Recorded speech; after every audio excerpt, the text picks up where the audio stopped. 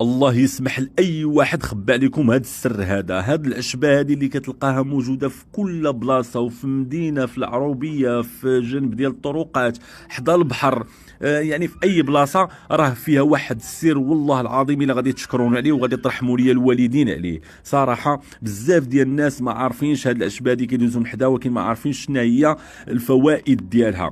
هذه الناس اللي كيعانيوا من الحكه ومن الزوائد الجلديه بحال التلال وديك الحكه في القدمين، الكزيمه، هذا الشيء يقولوا ليه مسمار ديال الكيف، مسمار ديال القدم، اي مشكل عندك في الجلد ديالك، فكون على يقين ان هاد العشبه غادي تحيدوا لك. والله الا غترحموا لي الوالدين على هاد الوصفه هذه، وغادي تشكروني بزاف، خصوص اللي جربها ما غاديش يندم عليها.